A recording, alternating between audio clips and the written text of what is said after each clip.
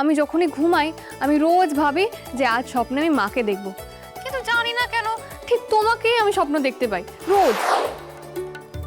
টপিকটা হলো ওই ভালোবাসা।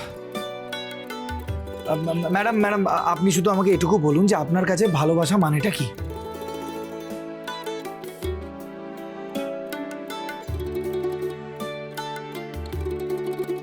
হঠাৎ হঠাৎ এইসব স্বপ্ন দেখছি কেন আমি?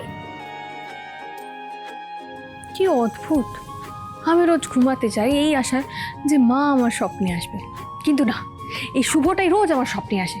বুদ্ধকুমারের কি আর কোনো কাজ নেই? সারাদিন তো আমার সাথেই থাকে, তারপর স্বপ্নে আসার কি দরকার ওর? ওর জন্য আমার ঘুমটাও ভেঙে গেল।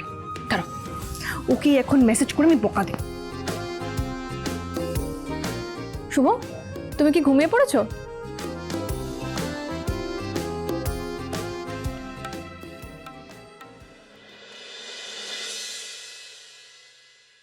এ কি শাওন ম্যাডাম মেসেজ করেছেন? এখনো ঘুমোননি? শুভ, তুমি কি ঘুমিয়ে পড়েছো? না না ম্যাডাম, এই তো সবে খেয়ে উঠলাম।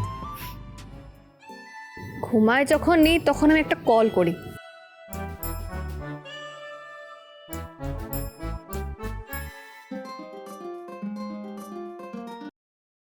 হ্যাঁ ম্যাডাম বলুন। শুভ, তোমাকে গুড নাইট বলার পর আবার ফোন করলাম বলে তুমি রাগ করলে না তো? আরে না না ম্যাডাম, রাগ কেন করব? আমি তো নিজেই আপনাকে বলেছি যে আপনার কোনো দরকার হলে আমাকে ফোন বা মেসেজ করবেন। আমি কিন্তু দরকারে ফোন করিনি, একটা কথা বলতে ফোন করেছি।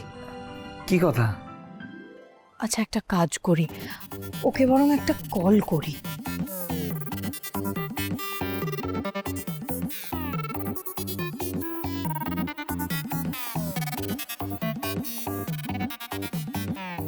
তো রাতে শুভ আবার কার সাথে বিজি হয়ে গেল?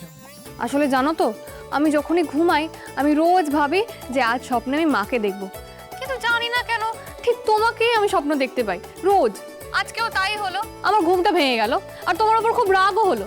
কিন্তু তারপর ভাবলাম তুমি তো আমাকে মায়ের মতনই আগলে রাখো, তাই হয়তো আমি যখন মায়ের কথা ভাবি তোমাকেই স্বপ্নে দেখি। এত বড় কথা বলবেন না ম্যাডাম। আমি আপনার যতই খেয়াল রাখি, যত্ন করি, কিন্তু মায়ের জায়গায় কি কখনো নিতে পারবো বলুন? ম্যাডাম, দুনিয়ার কোনো কিছুই না মায়ের ভালোবাসার সমান হয় না। সমান না হলেও তোমার কেয়ার করাটা আমাকে খুব শান্তি দেয়, সান্ত্বনা দেয়। এত রাতে আমি ছাড়া তো শুভকে আর কেউ কল করে না। আমার মেসেজের রিপ্লাই না দিয়ে, আমার কল না ধরে ও কার সাথে এত বিজি হয়ে গেল? এটা কিন্তু একদম ঠিক হচ্ছে না শুভ, এটা একদম ঠিক হচ্ছে না।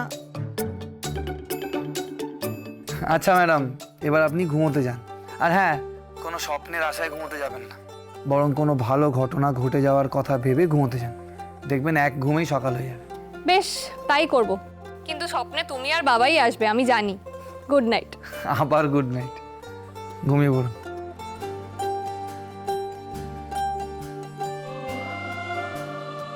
এ কি, শ্রীপন না এত রাতে মেসেজ করছে কেন?